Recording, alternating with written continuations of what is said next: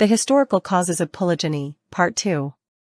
Sensuality and the indisputable domination of man cannot, by themselves, be enough to bring into being the custom of polygyny.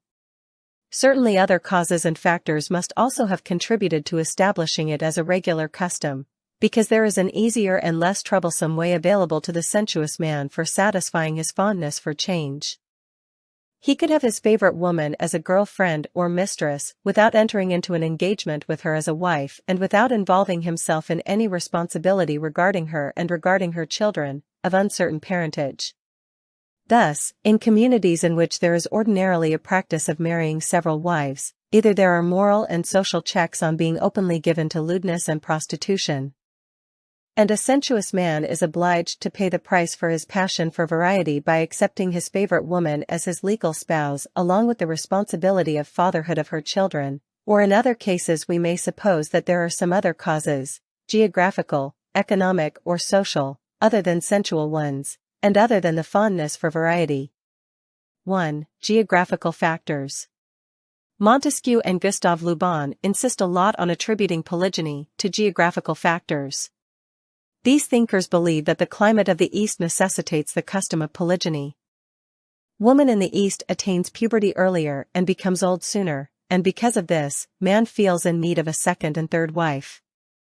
Besides that, a man brought up in the climate of the East is in such state of sexual vitality that one woman cannot satisfy him. Gustave Le Bon writes, "Polygyny is simply the consequence of the climate, of race and the various conditions of existence particular to the Orientals. The influence of climate and race is too obvious for it to need being emphasized. The physiological constitution of the Oriental woman, the necessity of childbearing, her sicknesses, etc., force her to remain often at a distance from her husband, and since this momentary widowhood is impossible in the climate of the Orient and with the temperament of the Orientals, polygamy is absolutely necessary." La Civilisation d'Arabes, page 422.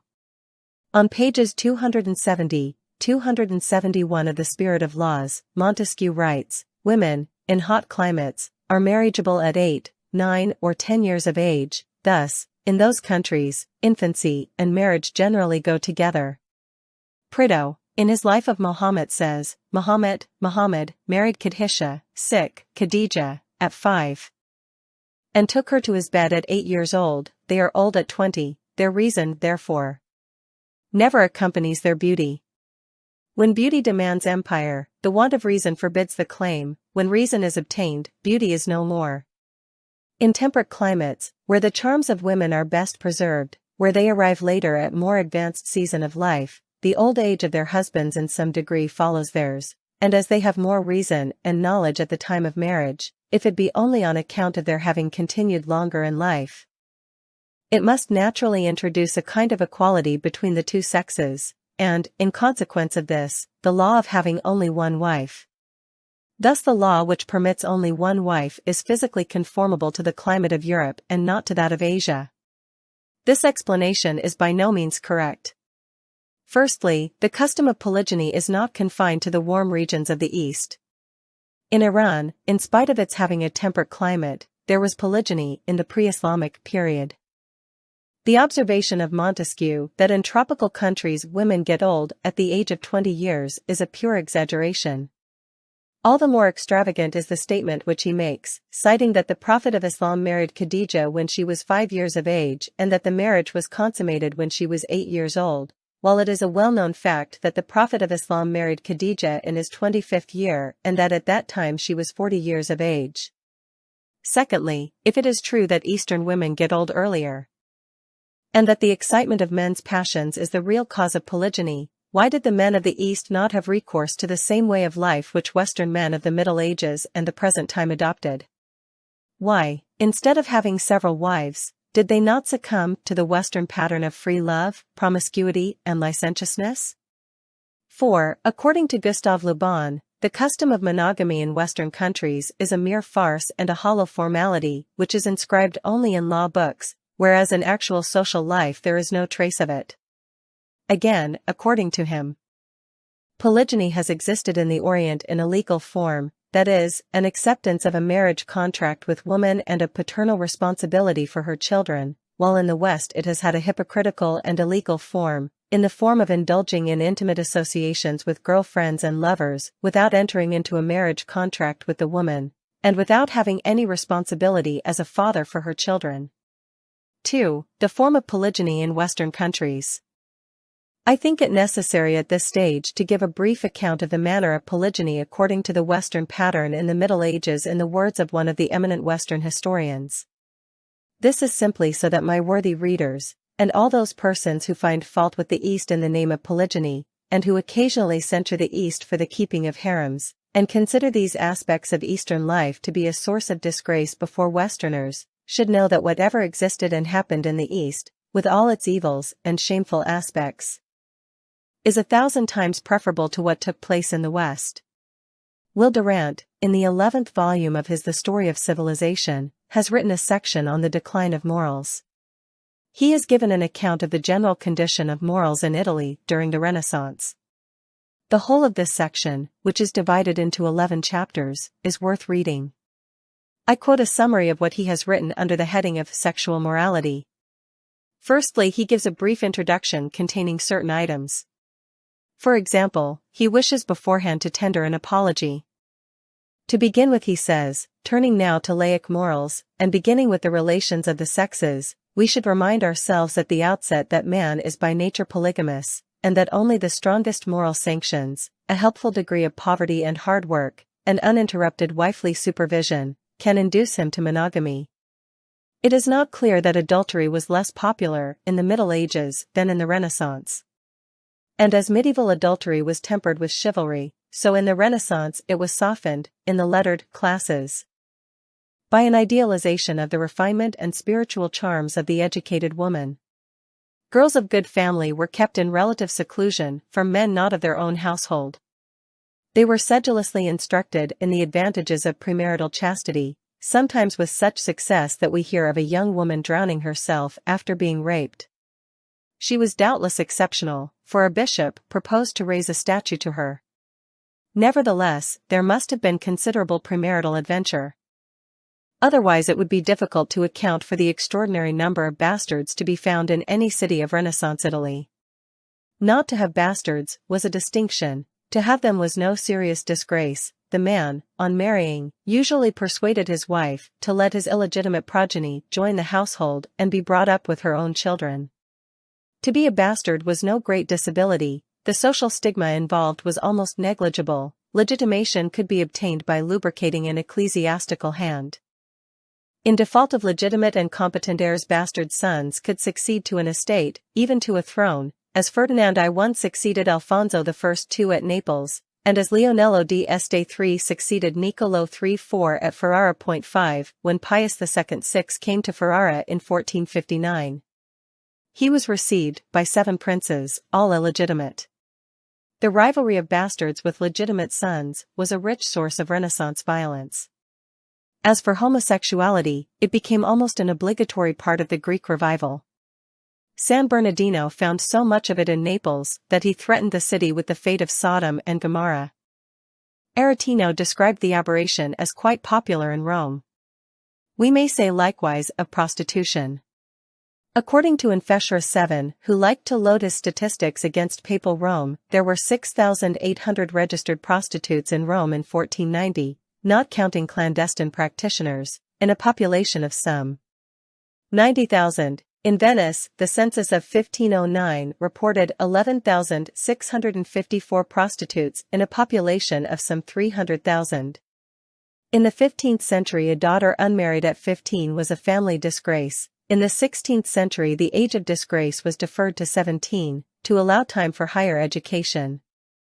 Men, who enjoyed all the privileges and facilities of promiscuity, could be lured into marriage only by brides bringing substantial dowries. In the medieval theory of marriage, it was expected that love would develop between man and wife through the varied partnerships of marriage in joy and sorrow, prosperity and adversity, and apparently the expectation was fulfilled in the majority of cases. Nevertheless, adultery was rampant. Since most marriages among the upper classes were diplomatic unions of economic or political interests, Many husbands felt warranted in having a mistress. And the wife, though she might mourn, usually closed her eyes or her lips to the offense. Among the middle classes, some men assumed that adultery was a legitimate diversion. Machiavelli VIII and his friends seem to have thought nothing of exchanging notes about their infidelities. When, in such cases, the wife avenged herself by imitation, the husband was as like as not to ignore it, and wear his horns with grace. Yes. This was a specimen of the life of the men who always condemned polygyny as the unforgivable sin of the Orient, and occasionally put the blame of this so-called inhuman conduct on the climate of the Orient, whereas their own climate in no way allowed them to be unfaithful to their wives or to transgress the limits of monogamy. By the way, the point should also be made that the fact that there was no custom of polygyny in its lawful form among Westerners, whether it be good or bad, had no relation with the religion of Christianity. In the original Christian religion, there is no commandment forbidding polygyny, rather the matter is just the reverse. For it is an admitted fact that Christ confirmed the Mosaic law, and in Mosaic law polygyny is formally recognized. Thus we may say that in the original Christian religion, polygyny was permissible, and that is why the ancient Christians had several wives. So the abstention of Westerners from polygyny must have some other cause or causes apart from religion and its laws. 3. Menstruation. Some others have attributed polygyny to the monthly period of woman, and her inability to have sexual intercourse during that period, and also to her exhaustion after childbearing. Her abstention from the sexual side of life, and her involvement in the feeding and upbringing of her children. Will Durant says, also, men like youth in their mates, and women age rapidly in primitive communities. The women themselves often favored polygamy. It permitted them to nurse their children longer and therefore to reduce the frequency of motherhood without interfering with the erotic and philoprogenitive inclinations of the male. Sometimes the first wife, burdened with toil, helped her husband to secure an additional wife, so that her burden might be shared, and additional children might raise the productive power and the wealth of the family. Without any doubt, the monthly period of woman, as also her exhaustion from childbirth, puts her and man in different sexual states, and brings about a situation where man is more or less inclined to look for some other woman. But neither of the above two factors can by itself be a cause of polygyny unless there is actually some moral or social obstacle restraining the man from gratifying his passions by having free recourse to mistresses and lovers. So the above two factors were effective whenever there were such circumstances that prevented man from having complete freedom in licentiousness. 4. The limited childbearing period of woman. Some people think that the fact that there is a limit to a woman's, as opposed to a man's, reproductive years, that is the event of the menopause, is one of the causes of polygyny.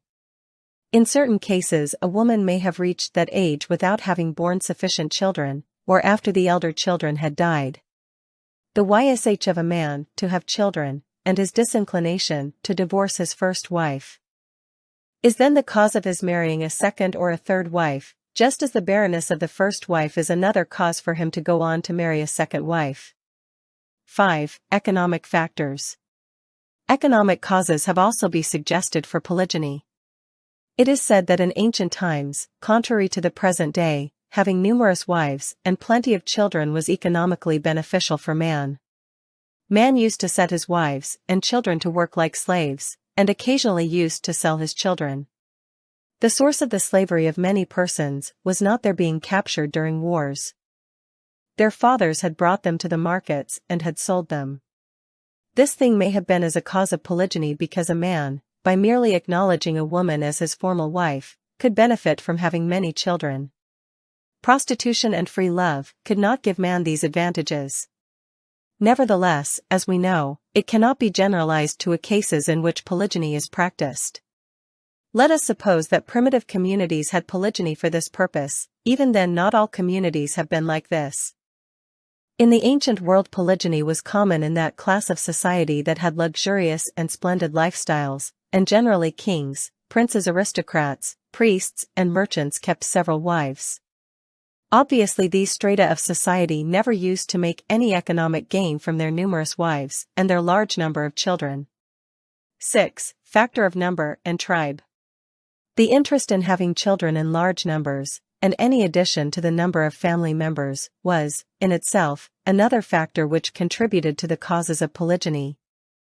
One of the things which put woman and man in different situations is that the number of children a woman can bear is very limited, whether she has one husband or more, but the number of children that a man can beget depends upon the number of women that he has under his control. It is possible for a man to beget thousands of children by hundreds of wives. In the ancient world, unlike the present, number and tribe are regarded as important social factors. Tribes and communities used to try by every means to add to their numbers and to put a check upon all those elements which restricted any addition to their numbers. One source of pride for them was the large number of their tribe. Obviously, polygyny could be the only source of the abundance in their numbers. 7. Women are more in number than men. The last and the most important of all the factors has been the excess of the number of women over the number of men. The births of female children have not been and are not any more than those of male children. If it happens that in some lands the births of female children are in excess of those of male children, in other lands it is the reverse and the births of male children are more. The thing which always causes the number of marriageable women to be more than the number of marriageable men is that the deaths of men have always been and still are more than those of women. The excess of the deaths of men has always been and still is the cause of a large number of women in monogamous societies remaining deprived of lawful husbands, homes, lives, and lawful children. There is no dispute about the fact that it was so in primitive societies. We previously quoted Will Durant, who said that, in early society, because of hunting and war, the life of the male is more violent and dangerous, and the death rate of men is higher than that of women. The consequent excess of women compels a choice between polygamy and the barren celibacy of a minority of women. 8. An analysis of causes and factors. The causes that can be supposed to have been historically effective in initiating polygyny are no more than those that have been recounted above. Nevertheless, as already observed, some of these causes are not actually causes, and have been put down for no good reason as the causes of polygyny, as, for example, the climate. After disposing of this one, we come across 3 kinds of causes. In the first kind there is some effect from marrying a number of wives, but no justification is put forward for the man to act in this way, it only stems from his force, cruelty, and tyranny. The economic cause mentioned before is in this class. Obviously the selling of children is one of the most savage and most cruel of human activities. And polygyny, for this hideously criminal purpose, is as detestable as the act itself.